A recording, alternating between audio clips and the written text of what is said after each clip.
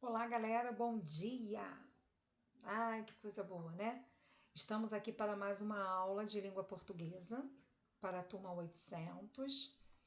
Nós já estamos na semana do dia 20 ao 24 e a nossa aula de hoje é referente ao nosso dia 23 de abril, tá bom?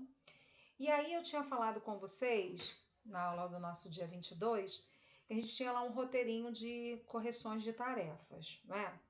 Só que eu andei observando, Dionísio, que nós já corrigimos a página 100 e a página 101 do livro de português. Ó, só vocês procurarem os vídeos aí que já tem as correções. Então, como alguns alunos também mandaram para mim as respostas do livro suplementar, hoje vocês vão pegar o livro suplementar e eu vou fazer a correção do capítulo 4, tá bom?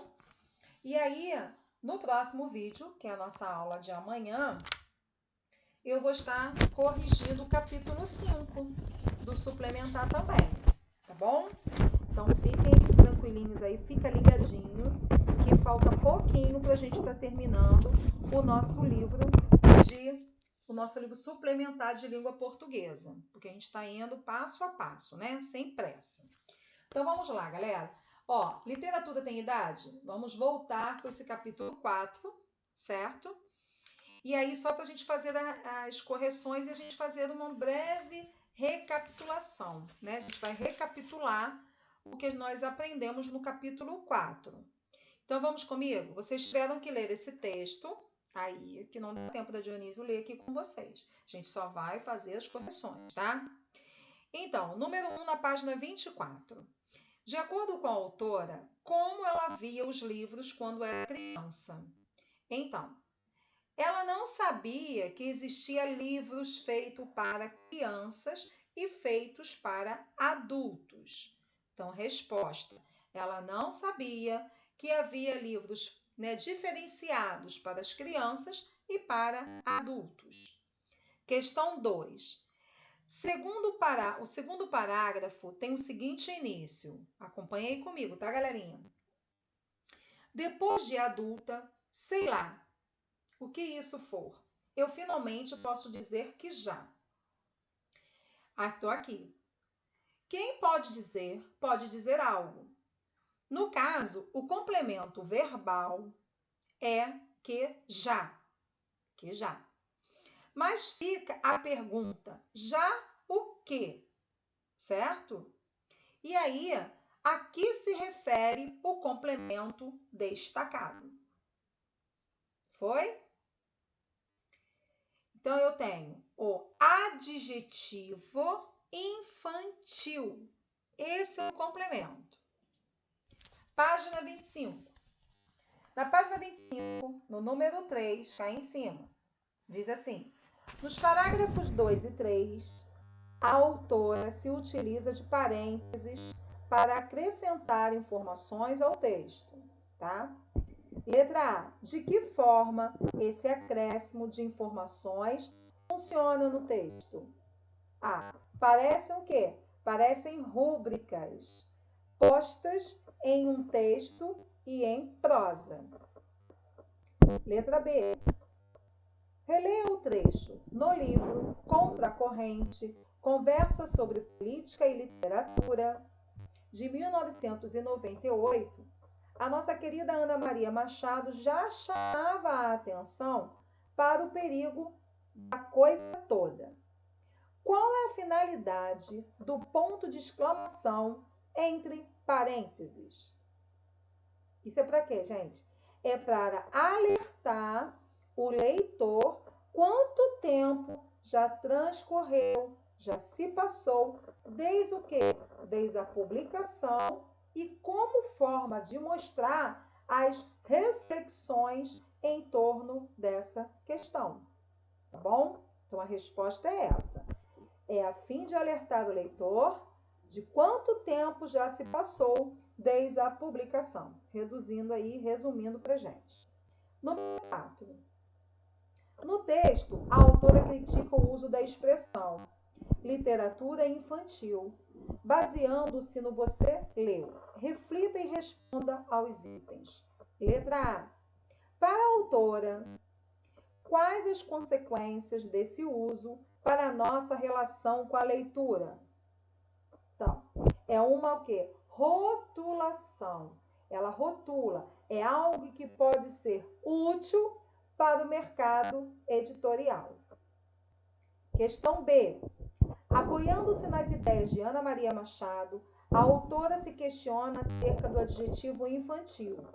Sabendo que os adjetivos podem qualificar e também restringir, a crítica da autora se relaciona mais com os adjetivos que qualificam ou que restringem.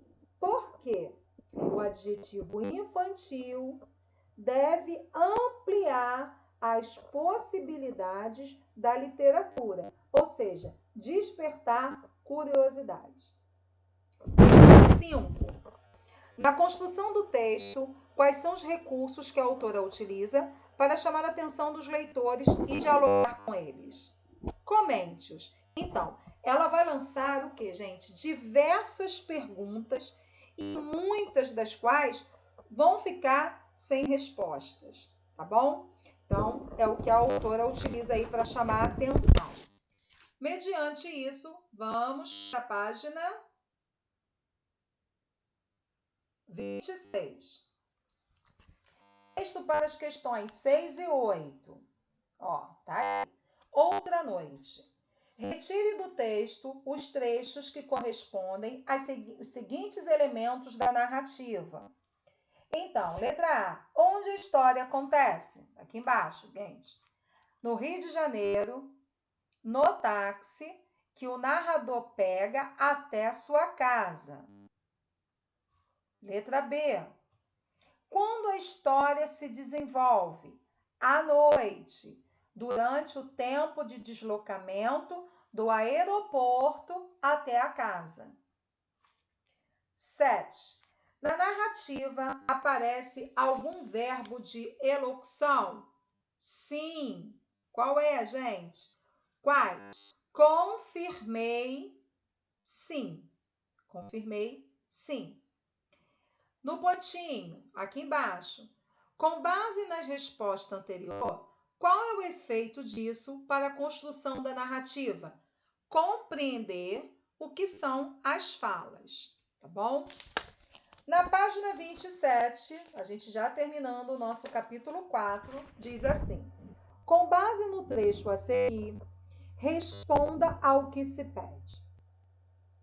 Depois que o meu amigo desceu do carro, o chofer aproveitou um sinal fechado para voltar-se para mim. O senhor vai desculpar, eu estava aqui a ouvir a sua conversa. Letra A. Reescreva o trecho destacado, intervendo o tipo de discurso empregado. Então, eu tenho: o chofer comentou que estava ali ouvindo a conversa. Então, a resposta é o seguinte, gente. Eles querem que você, né? A questão é: reescreva o trecho destacado, invertendo o tipo de discurso. Aí, o que a gente vai lembrar? Daquela questão do sujeito quando ele vem na frente e quando ele vem por lá atrás. Ou seja, quando ele está no início e quando ele está no final ou até no meio da nossa frase, da nossa oração. Então, aqui, o Senhor vai desculpar, eu estava aqui a ouvir a sua conversa. Então, vai ficar: o chofer comentou que estava ali ouvindo a conversa. Questão B. Que mudança você percebeu no trecho? O uso do verbo e a mudança do advérbio. Questão 9. Passando o fragmento a seguir para o discurso indireto, e tem-se: nem remédio ingeri, a moribunda esclarecia. Letra A. Esclarecia a moribunda que nem ingeriria remédio. Letra B. A moribunda esclareceu que nem remédio iria ingerir. Ou a letra C. Que nem remédio iria ingerir, a moribunda esclareceria. Ou a letra D, a moribunda esclareceria que nem remédio ingeriria, ou seja, ingerira. Então, passando o fragmento a seguir para o discurso indireto, a gente tem a nossa letra D de dado. Questão 10 e última.